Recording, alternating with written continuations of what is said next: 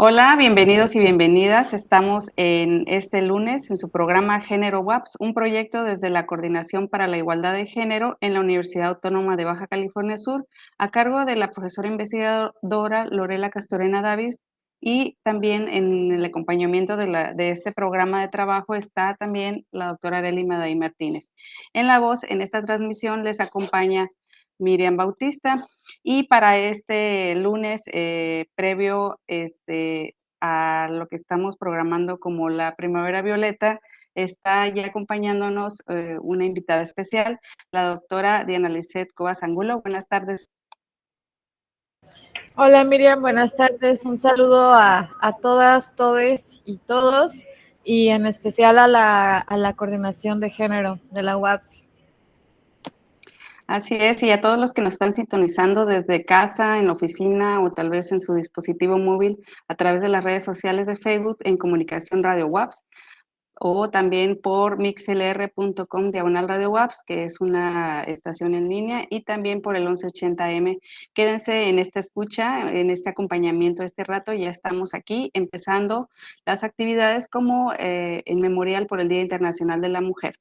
Y pues en el marco de esta actividad es que estamos partiendo acompañadas de Diana Lisset Cuevas hacia una reflexión feminista y senticreativa en la forma en que abordó en su proyecto de tesis, que justo también se terminó en pandemia, ¿no? Como muchos otros estudiantes y tesistas de posgrado, con el tema de Encarando el devenir, la sabiduría de las mujeres en la periferia, un análisis de la violencia contra mujeres en Baja California Sur.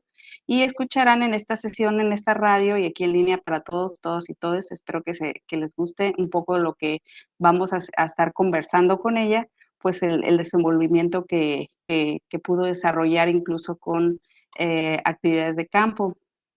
La charla de la compañera investigadora, en sus palabras, es en realidad una interrelación entre la estructura social y la capacidad de agencia de las mujeres, situaciones frente a la violencia de género, y tiene como objetivo comprender las dimensiones de la violencia e indagar de qué manera sus impactos son sobrellevados cotidianamente por las mujeres. Y sin más preámbulo, les presento un poquito también de quién es la investigadora que ya tenemos aquí en pantalla, pues que ya la conoce la comunidad estudiantil, ¿no, Diana? Pero vamos a seguir presentándote para las siguientes generaciones, nuestros nuevos ingresos y la comunidad en todo el estado estudiantil que tal vez nos esté acompañando. Diana Lisset Cuevas Angulo es licenciada en Ciencias Políticas y Administración Pública, así como maestra y doctora en Ciencias Sociales por la Universidad Autónoma de Baja California Sur, con estancias académicas en el Centro de Investigaciones y Estudios Superiores en Antropología Social, CIESAS, en la Ciudad de México. También realizó diplomados de peritaje en Ciencias Antropológicas, Educación Sexual para la Prevención del Embarazo en Adolescentes y Perspectiva de Género en las Políticas Públicas.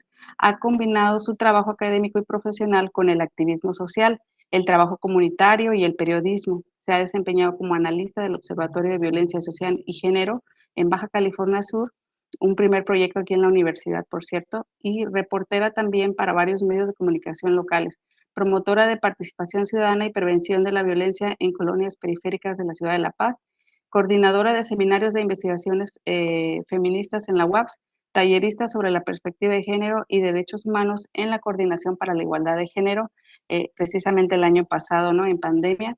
Y pues estamos aquí en este día, de nuevo, para poder conversar contigo, Diana, primero, ¿no? Sobre estas categorías conceptuales que parece que, que fue como que la ola pasada quedaron ahí ya definidas, pero con cada cambio social o nuevas generaciones, desafortunadamente tienen que reaparecer, ¿no? Y nos gustaría que nos pudieras introducir un poquito de nuevo a la comunidad estudiantil sobre estas categorías de violencia estructural que fuiste abordando en la tesis, por ejemplo.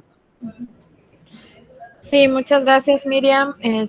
Bueno, les comento un poco también que la tesis pues fue cobrando un matiz muy propio conforme su desarrollo, ¿no? Al principio en la maestría tenía como más la idea de hacer una especie como de diagnóstico, porque en aquel entonces, estoy hablando de hace 7 años, no teníamos como suficientes estadísticas que nos permitieran a lo largo del tiempo poder dimensionar el fenómeno de la violencia contra las mujeres en la entidad, ¿no?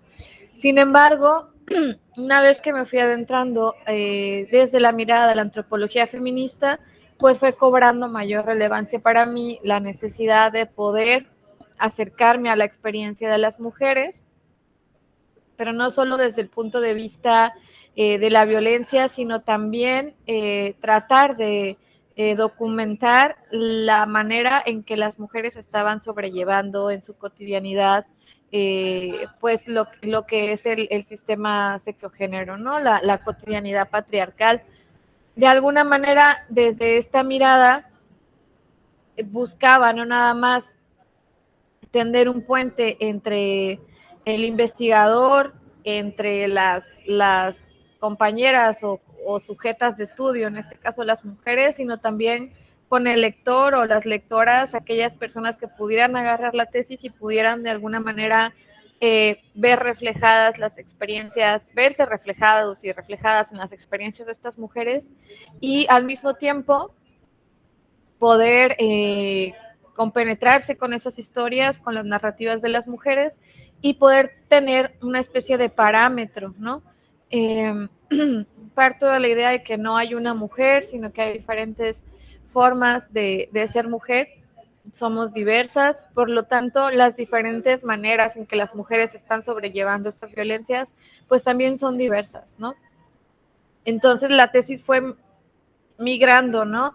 De ser un primer como ejercicio un tanto estadístico, cuantitativo, a pasar a ser una investigación que además de tener estos datos, estaba envuelta en un contexto que incluía la experiencia, pero también la autorreflexividad. Y yo creo que las investigaciones en género, si tienen algo, es precisamente esta mirada crítica desde donde las mujeres están viendo el mundo, ¿no?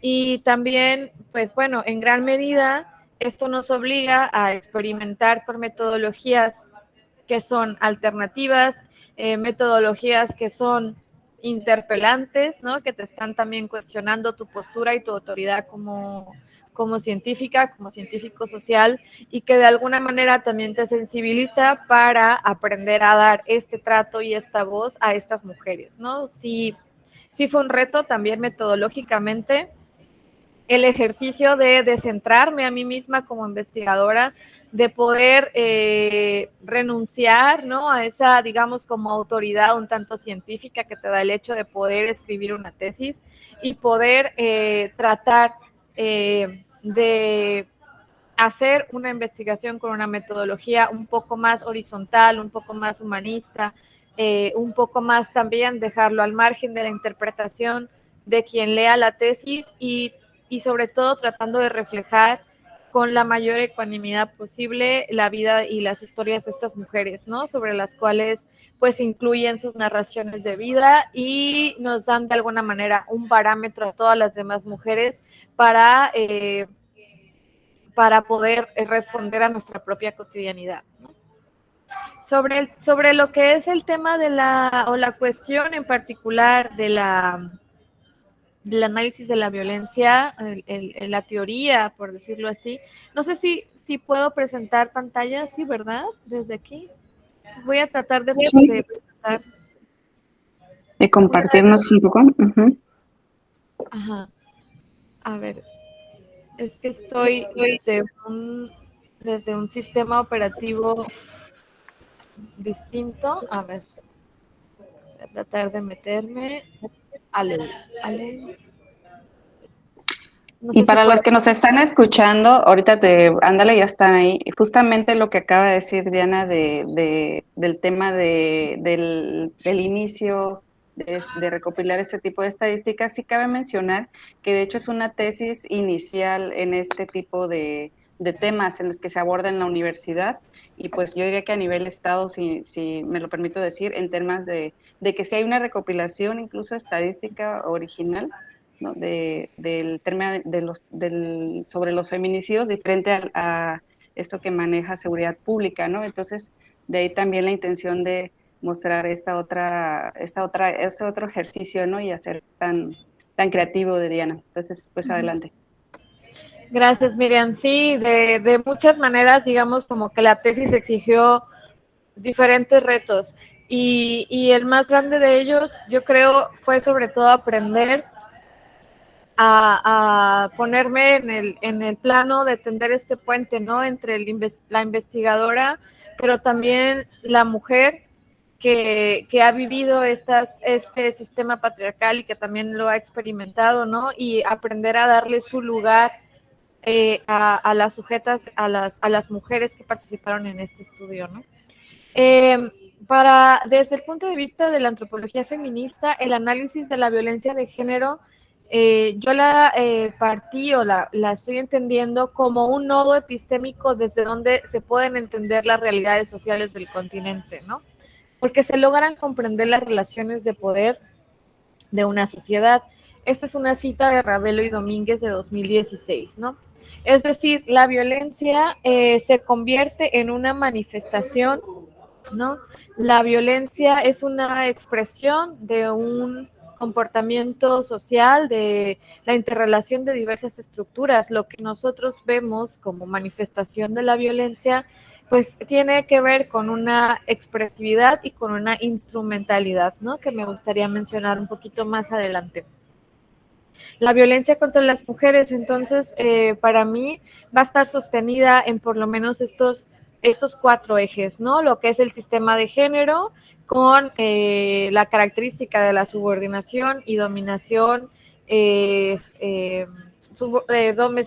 subordinación femenina y dominación masculina, que tiene como mecanismo, por decirlo así, la construcción de estas identidades y subjetividades dentro de las cuales las mujeres tienden a ser domesticadas, ¿no?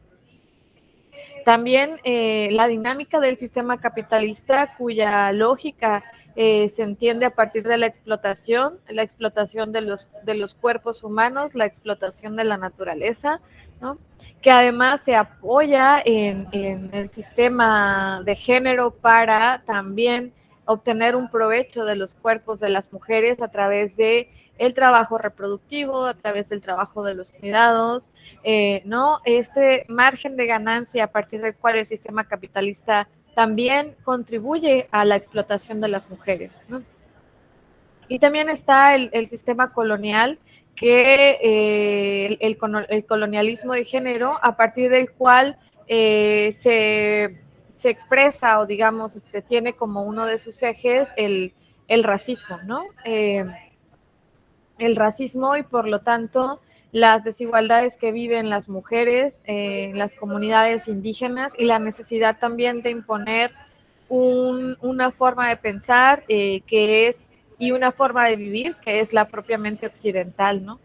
Y cuando el Estado mexicano incumple los derechos humanos y no garantiza a las mujeres pues una vida libre de violencia, entonces pues también el Estado mexicano se convierte entonces en otro eje que por omisión o por, digamos, por simplemente desde no hacer nada, contribuye a que estas estructuras interrelacionen, operen y funcionen para que la violencia contra las mujeres pueda manifestarse y pueda recrudecerse, ¿no? Entonces, la violencia contra las mujeres la voy a entender en un primer momento como una manifestación del orden de género dentro de una estructura social y cultural determinada. También una forma de violencia de género caracterizada por el daño y agresiones infligidas a las mujeres o seres feminizados por el solo hecho de ser mujeres, que están motivados por la misoginia y o la cosificación de lo femenino, que permite a los hombres violentos una demostración de poder frente al colectivo de hombres y que perpetúa el sistema de género patriarcal. Bueno, en esta definición hay diversos como niveles de explicación, ¿no? Primero, entender la violencia de género dentro de una determinada cultura. En nuestro caso, pues es esta cultura del sistema capitalista patriarcal que nos ha llegado por imposición a través de la colonización, es decir, que se desprende de una cosmovisión, una forma de entender el mundo que parte de la dominación, de la cosificación, de la apropiación, ¿no? Y también al mismo tiempo la violencia contra las mujeres como la agresión o el daño directo que sufren estos cuerpos que son feminizados, ¿no? Y que por lo tanto va a tener como consecuencia la permanencia de esta jerarquía, de este sistema patriarcal, ¿no? Ahí está este esquema del continuum de violencia contra mujeres que proponen Caputi y Russell en 2006, ¿no? Para ellas el feminicidio va a ser una consecuencia última de una serie de agresiones previas, ¿no? El feminicidio es la muerte en última instancia de una mujer por razones de misoginia. Para que un feminicidio pueda ocurrir, en realidad ocurrieron una serie de violencias sistemáticas, dosificadas, que fueron inclusive incrementándose hasta llegar a la muerte violenta de una mujer, ¿no? Entonces, para mí, la violencia contra las mujeres en mi estudio va a incluir tanto las agresiones y, en sus diferentes modalidades y tipos, y cuando estas agresiones terminan en una muerte violenta de mujeres, que es el feminicidio, pues entonces vamos a tener como este continuum, como esta dinámica de la violencia de género, ¿no? Y bueno, los tipos de la violencia contra las mujeres, estos están escritos tanto en la Ley de Acceso de las Mujeres como una vida de violencia federal como en la Ley de Acceso estatal, ¿no? Pues tenemos esto, lo identificamos fácilmente, ¿no? La violencia psicológica, la violencia física, la violencia patrimonial, la económica, la sexual, que, dicho sea de paso, generalmente la violencia que más es notable en nuestra sociedad es la física, ¿no? Volvemos a lo mismo que les mencionaba. Cuando hay una violencia física, generalmente ya ocurrieron otros tipos de violencias previas, ¿no? Generalmente la psicológica o la económica o la patrimonial, ¿no? Entonces, bueno, otros tipos también son la violencia de pareja, la violencia obstétrica, la violencia política, la violencia digital y la violencia feminicida, ¿no? Estas últimas, la violencia obstétrica, política y digital, pues se han incluido muy recientemente en los códigos penales, tanto federales como estatales, ¿no? Y bueno, también la violencia contra las mujeres ocurre en diferentes espacialidades.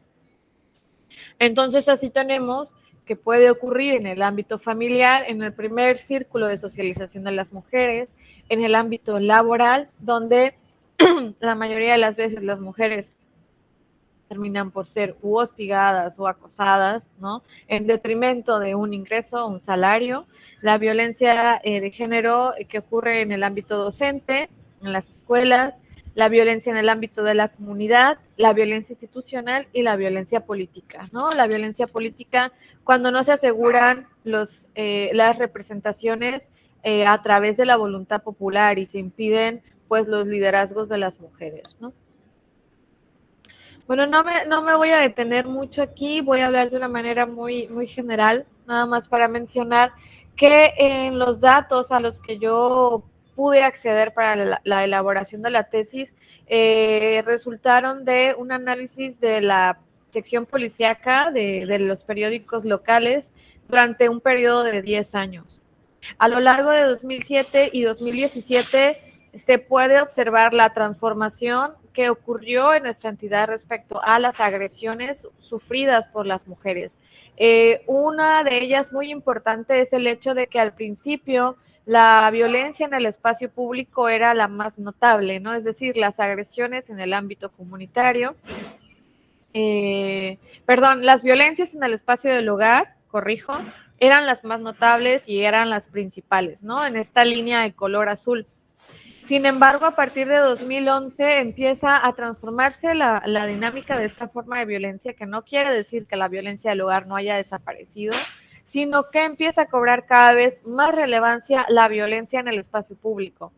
Como nosotros sabemos, desde hace una década nuestro país vivió el recrudecimiento de la violencia social resultado de lo que fue la llamada guerra contra el narco, ¿no? Entonces esto no nos sorprende de alguna manera porque en general en todo el país y a escala nacional la violencia por la delincuencia y por el crimen pues se acrecentaron, ¿no?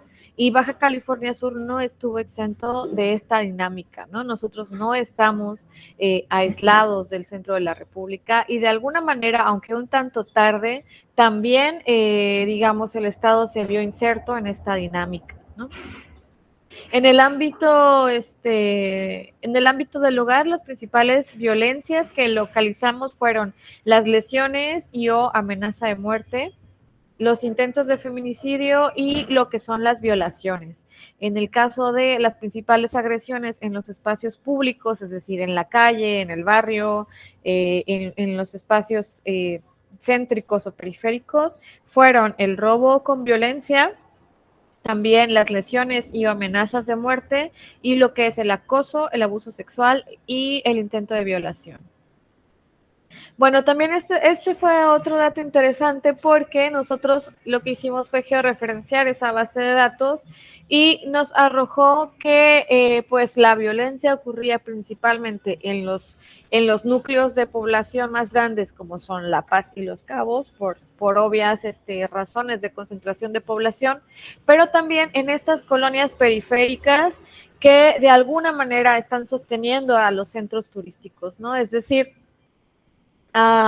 estas dinámicas de precarización, y vuelvo al esquema principal, ¿no? Donde se conjunta la explotación neoliberal y capitalista del modelo de desarrollo de nuestro Estado con la omisión por parte de las autoridades de la prevención y la garantía de los derechos humanos de las mujeres, con un sistema patriarcal operante, con un sistema colonial operante, ¿no? Entonces, pues empezamos a ver por un lado, estos núcleos de población que sirven a los centros turísticos y por otro lado, algo que también resaltó mucho, fueron las poblaciones donde generalmente hay asentamientos y campos agrícolas, ¿no? O sea, no me voy a detener más aquí, es un poco lo que ya comenté. Respecto a lo que es las muertes de mujeres con presunción de feminicidio, que fue como lo llamé yo para diferenciar. ¿Por qué no quise llamar directamente feminicidios a las muertes que encontré en estos periódicos? Pues porque la tipificación en nuestro estado no estaba, digamos, sufrió dos modificaciones. Hubo una primera tipificación del feminicidio en 2014 como un delito que fue categorizado como un agravante y luego en 2019 ya se tipificó como un delito autónomo. Esto lo que hizo indirectamente fue que retrasó las mediciones del Secretariado Ejecutivo Nacional de Seguridad Pública, es decir, Baja California Sur no tiene datos del secretariado hasta 2019, 2020 y 2021. Antes de eso no tenemos una cifra oficial de feminicidios, ¿no? Entonces, esto fue un resultado indirecto de que nuestro estado fue el último estado en tipificar el feminicidio en su código penal. Entonces, bueno, la reconstrucción que hicimos desde la prensa nos arrojó que en 2007 a 2017 pues incrementaron considerablemente estas muertes de mujeres. ¿Y por qué las llamé yo muertes de mujeres?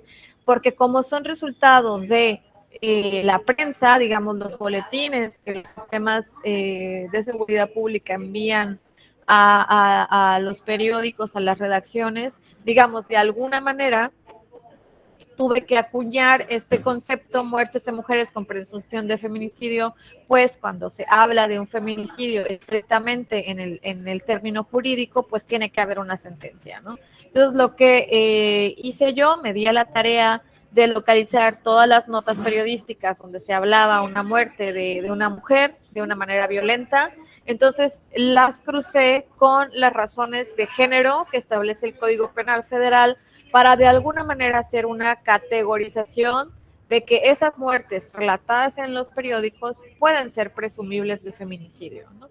Entonces, pues vemos cómo en 2017 pasamos de menos de 10 feminicidios, perdón, en 2007 pasamos de menos de 10 feminicidios a 2017 a 60, ¿no? Además también, una vez que se tuvo acceso a estos datos, se hizo una especie como de tipología de estos feminicidios, ¿no? De tal manera que lo que podemos ver en la gráfica de abajo, de color violeta, pues son los feminicidios considerados como de pareja, ¿no? Mujeres que fueron asesinadas por la pareja sentimental o la expareja. En el caso de los feminicidios con característica que denominé familiar, pues tenía que ver muchas veces con muertes de mujeres a manos de algún padre, algún padrastro, algún tío, una persona cercana a la familia, ¿no? También está, por ejemplo, los feminicidios que llamé yo institucionales. En este caso hubo uno en particular que hacía referencia a una violación sistemática por malas prácticas médicas. Y esta gráfica en color amarillo, que fueron las muertes que indicaban que habían sido resultado de la delincuencia organizada, ¿no? Generalmente muertes de mujeres jóvenes por arma de fuego en espacios públicos, ¿no? Y vemos también cómo, pese a que la violencia, la principal forma de feminicidio, característica de feminicidio es la de pareja, que es la moradita que se mantiene, vemos cómo las muertes presumibles por delincuencia organizada se disparan, sobre todo en 2017, ¿no? Estos datos a lo mejor ya están un poquito atrasados, ¿no? Decimos, bueno, estamos en 2022. Sin embargo, estos 10 años nos muestran esta transformación social, pero también este clima de violencia contra las mujeres, cómo se fue diversificando. Es muy importante que tenemos en cuenta que no nada más es la variable del hogar o la familia o la violencia de pareja, sino que la violencia de la delincuencia también cobró vidas de mujeres de formas pues muy cruentas, ¿no?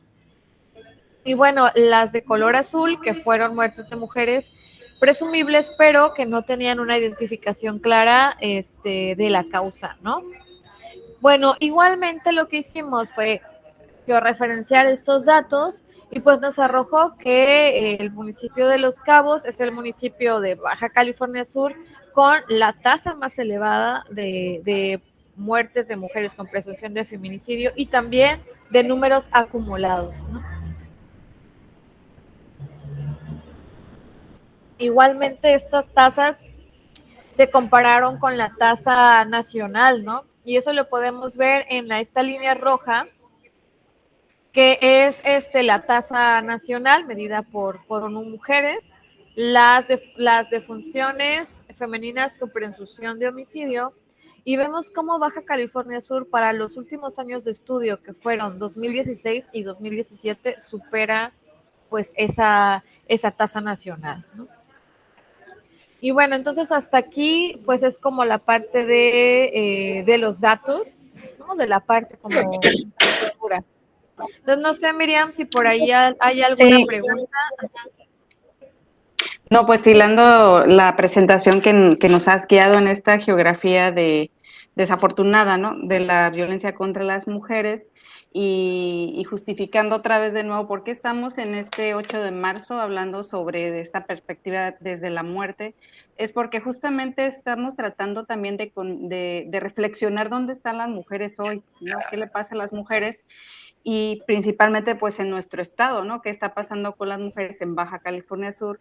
De ahí, la verdad, mi interés en que sigamos entonces reflexionando desde este otro acercamiento de las narrativas dialógicas que hiciste, con el permiso y la autoría, ¿no? De las mujeres participantes, tus narradoras, y si gustas compartirnos un poco también de sus expresiones y darles voz, ¿no? También de alguna manera en este otro proceso, que no sé si hayan solucionado todos los problemas, pero seguir como compartiendo la experiencia, ser otras voces y para que sea una gran reflexión, ahora sí, más abierta hacia otras mujeres, jóvenes, o que se encuentren en esas situaciones, ¿no? Y entender que hoy como mujeres, en este 8 de marzo, pues estamos un poco más inquietas que felices, ¿no? pero vamos aprendiendo juntas y qué tal si nos hablas de esas reflexiones. Claro que sí. La segunda parte de la tesis fue ya, digamos, directamente como acceder a ellas, ¿no? Yo tuve que definir como a qué grupo me quería enfocar, entonces me centré en las mujeres de la periferia urbana, ¿no? Y les mencionaba que me había resaltado en los mapas, sobre todo las mujeres que viven en los campos agrícolas o cercanos a estos campos agrícolas por un lado, y por otro las mujeres de la periferia urbana de los centros turísticos de La Paz y Los Cabos, ¿no? Entonces lo que yo hice fue darme a la tarea de encontrar a narradoras, es decir, mujeres que me hablaran desde su experiencia como mujeres sudcalifornianas o mujeres que viven en esta entidad, que nos relataran, ¿no? Cómo ha sido su vida cotidiana, cómo se han desenvuelto en diferentes etapas de su vida, ¿no? Entonces tenemos, por ejemplo, a María, que es la mujer de mayor edad. Tenemos a Élida, que más o menos semeja un tanto su edad, ¿no? 50, 60. Tenemos a Sandra, que es una mujer joven con niños pequeños. Andrea, que es una adolescente. Y a Blanca, que también es una mujer joven, ¿no? Que está entrando a la madurez, ¿no?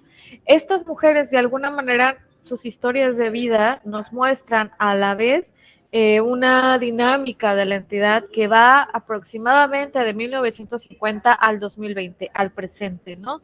Cada una de estas mujeres ha vivido generacionalmente violencias de género distintas que, en mi opinión, por ejemplo, en el caso de Andrea, quien es la más joven, en su narración, pues nos deja ver que las mujeres en la actualidad están padeciendo una violencia mucho más recrudecida, mucho más explotadora, en unos márgenes muy tremendos, ¿no?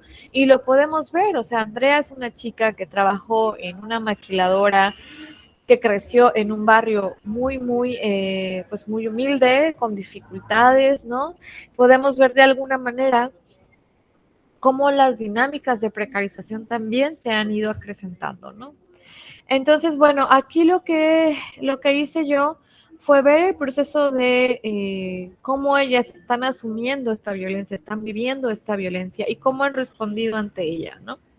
Para eso, pues me basé en el concepto de sabiduría que acuña Graciela Hierro, ¿no? Graciela Hierro es una filósofa feminista mexicana, que ella define la sabiduría de las mujeres como un proceso que surge de un cuestionamiento ontológico, ¿no? Es algo, una respuesta que es propia del ser, ¿no? Que atraviesa el ser, que como una voz que resuena dentro de ellas y que cuando es escuchada las transforma en sujetas para sí o para el nosotros despatriarcalizado, ¿no? También tomé la definición de María Zambrano, para quien la sabiduría pues es una especie de filosofía práctica que le va a permitir a las mujeres recuperar el sentir originario, ¿no? Este sentir que ha sido domesticado, invisibilizado por la imposición del género, ¿no? Entonces, el punto en el que yo me centré es acceder o observar en sus vidas una política que se va a desvelar en la cotidianidad a través de diversas estrategias cuya particularidad va a radicar en lo que llamé yo encarar el devenir mujer, que se realiza desde los afectos y los cuerpos donde las mujeres son interpeladas para hacerse de y hacer su vida, ¿no? Algo que yo encontré en todas ellas es que constantemente están en este ejercicio de autorreflexión, algunas de manera consciente, otras de manera inconsciente, pero todas están atravesadas por ello, por el cuestionamiento en el que han sido educadas y han crecido dentro de esta sociedad patriarcal, ¿no? Entonces, hay una interpelación propia a la que llamo yo encarar el devenir mujer. Están todas haciendo frente a ello, ¿no? Y bueno, aquí no me voy a detener mucho. Nada más para mencionar que sí, algunos autores me fueron metodológicamente muy útiles para poder acceder a esta sabiduría, para poder encontrarla dentro de sus voces, como lo es la mirada escuchante propuesta por Cole, la comprensión responsiva de Todorov y Voloshinov, y las narrativas dialógicas a través de las cuales pues eché mano de Abu Lugot, de Behar y de Sánchez, ¿no? Para mí sí fue como un punto clave darme cuenta que siempre hay un antes y un después. Cuando las mujeres deciden comenzar a transformar sus vidas, se hacen preguntas que las paran en seco, ¿no? Y que las hacen cuestionarse todo lo que han conocido como vida, ¿no? Son preguntas que muchas veces las hacen poner en predicamento y que cuando ellas se encuentran a buscar las soluciones a esas preguntas es que en realidad pueden empezar a construir su vida con autonomía y libertad. Algunas de estas preguntas eran, por ejemplo, ¿y estando yo sola qué? ¿Qué voy a hacer? ¿Qué hago aquí? ¿Cómo voy a subsistir a esto? ¿Cómo voy a levantar mi hogar? ¿Cómo voy a levantar a mis hijos? ¿No? Estas son preguntas que en el caso de ellas se repetían, ¿no? Y que marcaban este antes y después de la experiencia. Y es un proceso a través del cual ellas van a estar de alguna manera resignificando el género, pero resignificándolo en su vida cotidiana, ¿no? Y bueno, ¿qué fue lo que encontré yo? Encontré 4 formas diferentes en las que las mujeres están viviendo estas violencias, ¿no? Lo que es la sujeción a la moral sexual, es decir, el sí de alguna manera darse cuenta que hay un sufrimiento por el ser mujer, sin embargo, se siguen subordinando a la heteronorma, ¿no? O lo hacen desde esta mirada un tanto religiosa, un tanto católica, ¿no? A la moral de, bueno, así nos tocó por ser mujeres. Y a mi abuela le pasó lo mismo y a mi mamá le pasó lo mismo, entonces, ¿no? De alguna manera están sujetas a esa moral sexual. Hay mujeres que también asumen vivir en la contingencia, ¿no? Es decir, no están tan metidas o no son tan partidarias de moverse por el lado de la sujeción a la moral sexual, sino que cuestionan esta moral, pero también por las presiones de la vida y la propia dinámica de sus historias de vida, a lo mejor no pueden tener como muy claro el futuro y deciden actuar desde lo que pueden hacer en el momento, ¿no? Son contingentes.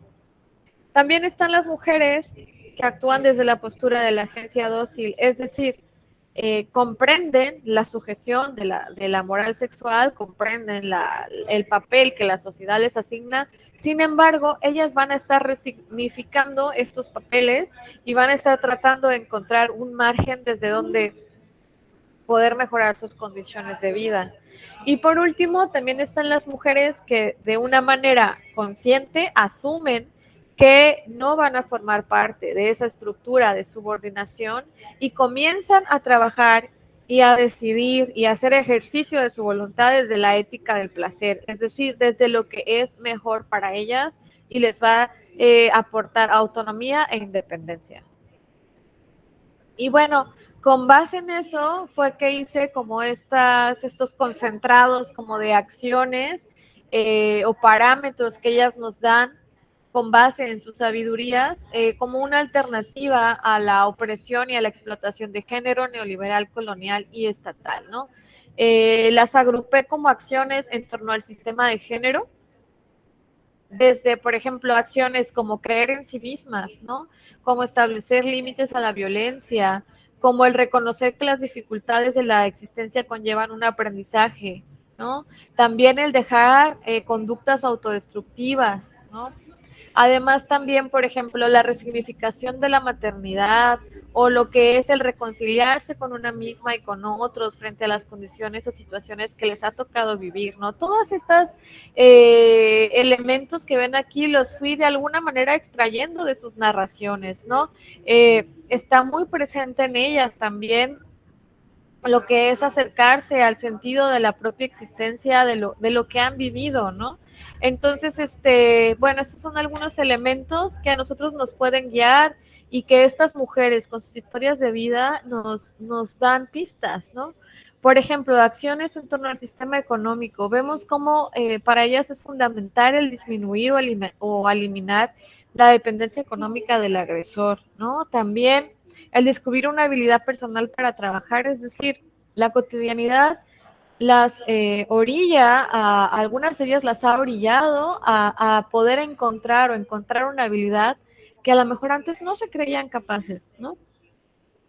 También, por ejemplo, en el caso de las mujeres indígenas que mantienen esta relación generativa y regenerativa con la naturaleza, pues están de alguna manera en una posición de equilibrio un tanto ecológico y sustentable con base en sus cosmovisiones y interpretaciones de cómo ven el mundo, ¿no? No ven la naturaleza para apropiarse de ella, sino que ven la naturaleza desde una mirada de tomo lo que puedo sin exterminar y sin eliminar, ¿no? En cuanto a acciones en torno al sistema de colonialidad, sobre todo en el caso de la mujer indígena, fue muy notable cómo ellas mantienen la idea de comunalidad en un territorio nuevo y alejado del lugar de origen, como es en el caso de Baja California Sur, ¿no? Un estado que es receptor de población migrante, ¿no? Y cómo estas familias, estas mujeres en estas comunidades indígenas crean lazos de comunalidad, pequeños oasis a través de los cuales fluyen sus intercambios afectivos, económicos y de recursos, ¿no? Acciones en torno al Estado. Esto fue muy interesante, ¿no? Y sobre todo aquí arrojó mucha luz el caso de Blanca, que ella fue familiar de una víctima de feminicidio, cómo ella se dedicó desde el activismo y desde el feminismo a exigir justicia, ¿no?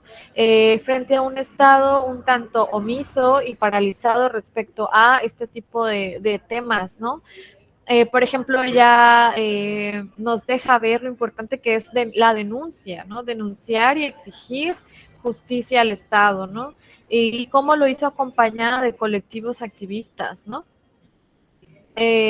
A través de organizaciones de la sociedad civil. También es reconocer que la violencia no es una característica común ni obligada en todas las sociedades, ¿no? Porque a veces pareciera, dicen, bueno, es que la sociedad es así, es violenta, y no, no es cierto. O sea, la violencia aparece en determinados momentos de una manera muy fuerte, con base en estas interrelaciones y estructuras, ¿no? Acciones en torno al Estado también despatriarcalizar y desmasculinizar el poder. Y esto lo vemos, por ejemplo, sobre todo en las guías, en las mujeres que son guías indígenas, como también están en esta resignificación de las propias masculinidades indígenas, ¿no? Es decir, las mujeres que son cocineras tradicionales, las mujeres que son sanadoras, las mujeres que son guías indígenas están también aportando hacia sus propias cosmovisiones un lugar donde la mujer puede acceder a una dignidad, ¿no? Entre otros elementos, ¿no? Que están de manera ahí más clara en la tesis, ¿no? Pero bueno, entonces, aquí hay algunas conclusiones y recomendaciones, pero para ya no alargar un poquito más, me gustaría dejarlo hasta aquí y saber, Miriam, si tienes Sí, alguna. pues sigo en el atento hilar de la conversación y espero que los que nos están escuchando en la radio también estén hilando todo este arrojo de saberes que nos está presentando de su ejercicio en campo. Yo me quedo con muchas cosas para ir cerrando, como dice Diana, y para los que están escuchando, que parece en esta propuesta de esta antropología de la mujer en Baja California Sur, original y única, porque de verdad debo decir que no creo que se haya terminado o realizado ya un estudio así tan amplio como que nos presenta la investigadora sudcaliforniana, y que los invitamos a que revisen la tesis de investigación. Y que lo que nos está presentando en esta pequeña síntesis, que se lo agradecemos en tiempo y síntesis, es justamente estos retazos de saberes que fue encontrando y que cómo nos motiva entre mujeres, creo que saber que sí podemos escucharnos, que podemos estar en la buena escucha recibiendo y sin darnos cuenta tanta experiencia para ese devenir que comenta Diana son posibles, pues oasis, ¿no? Porque nadie va a ninguna mujer va a poder salir de sus soluciones problemáticas solas. Tenemos que empezar a escucharnos, ¿no? Pero como lo dijiste, a una vista, a mirar con los oídos, oír con los ojos, ¿no? O sea, vamos comprendiendo qué es escuchar. Y que finalmente, el que nos comparta también que desde su reflexión, no son mis palabras, que, estas visitas en estas geografías tan duras, tan áridas que tenemos en la ciudad de La Paz, incluso también Cabo San Lucas, San José, al norte Mulegé, pues todo el estado, ¿no?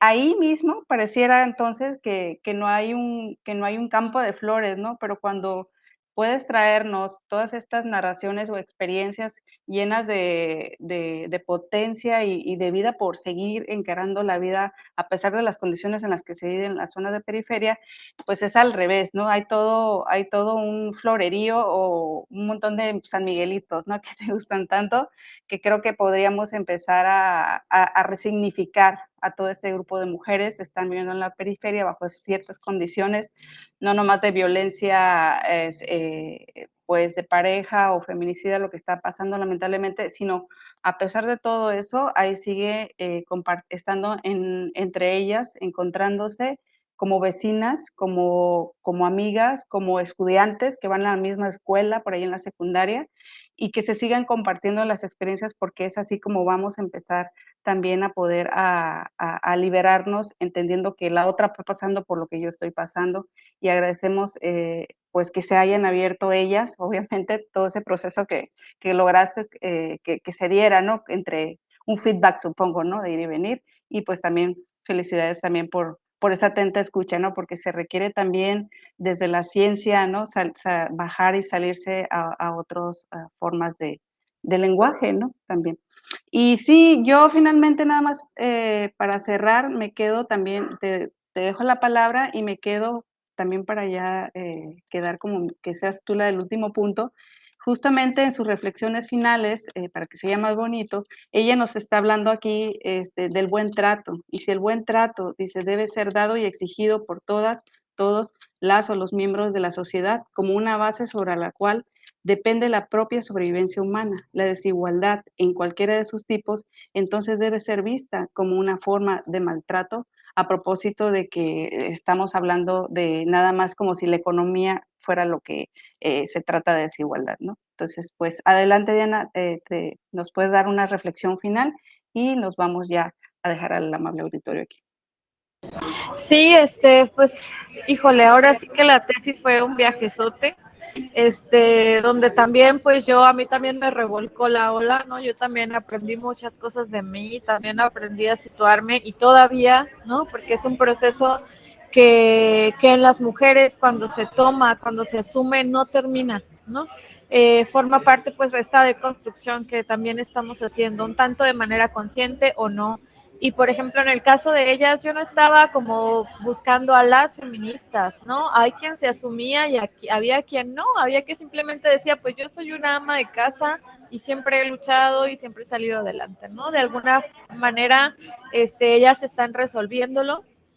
Y recuerdo mucho una plática que después de la tesis pude escuchar con Rita Segato y me impactó, ¿no? Porque decía, es que de manera similar es lo que yo estaba como comprendiendo con las mujeres en el tema, que dice Rita Segato, dice, las mujeres han sido muy inteligentes, o sea, las mujeres siempre han encontrado la forma de sobrevivir y de hacer de alguna manera, de preservar de alguna manera el entorno, la sociedad, la comunidad, ¿no?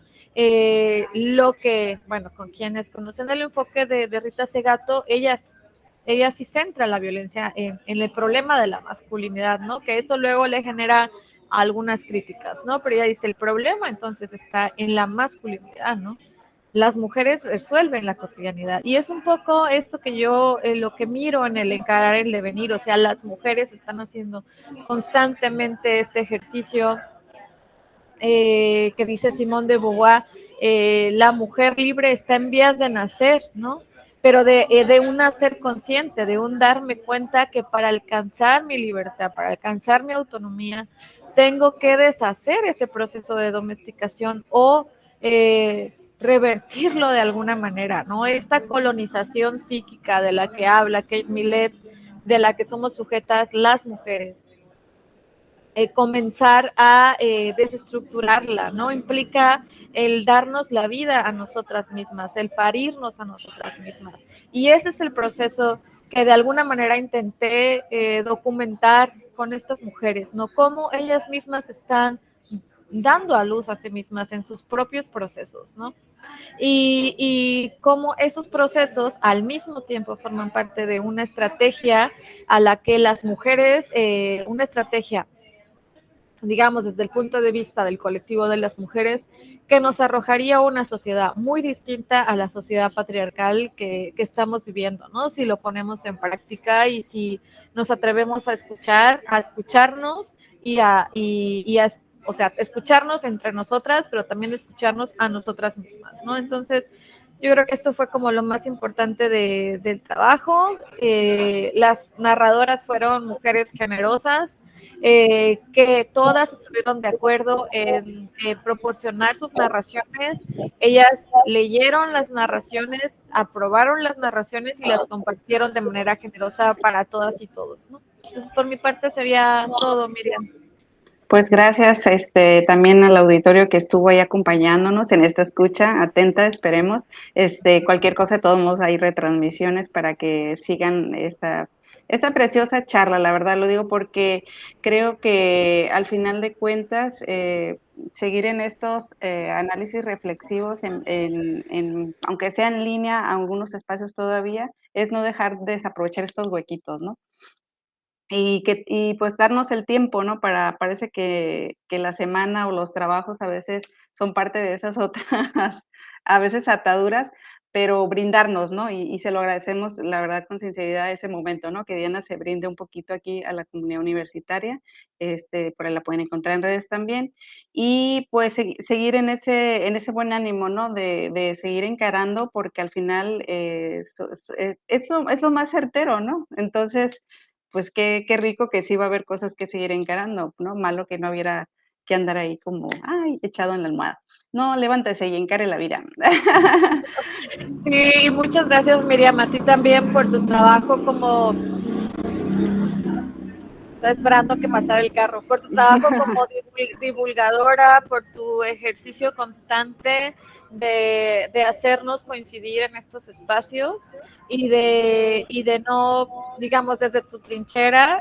Yo sé que últimamente has incursionado en la comunicación y que estás también muy metida en asuntos de percepción y de fotografía, que a mí me da mucho gusto. Gracias por hacernos coincidir y gracias por ser parte también de ese nodo para que entre nosotras podamos encontrarnos y podamos escucharnos.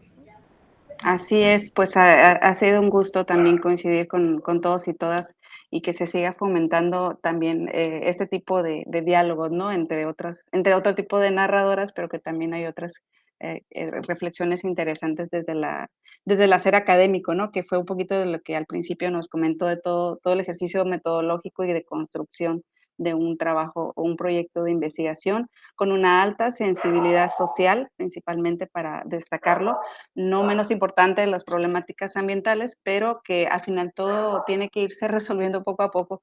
Y con eso me quedo, que Diana sigue insistiendo que son procesos, ¿no? Las mujeres nos mostraron que tienen sus procesos y que muchos de esos van a ser largos, ¿no? También ningún proceso es corto, siempre son largos y sigamos nada más pues caminando ahí despatriarcalizándonos, por favor, pero sigamos. Bueno, pues muy buenas tardes. Ya te dejamos descansar de este día de hoy. Espero que sigan las actividades del Día Internacional de la Mujer con muchas otras instituciones que también están trabajando, colectividades, por supuesto, asociaciones civiles, pero también en esta gran reflexión internacional, principalmente como persona, ¿no? Como humana, ¿no? Como mujer. Esa es la invitación. Pues nos despedimos. Muy buenas tardes a todos y todas.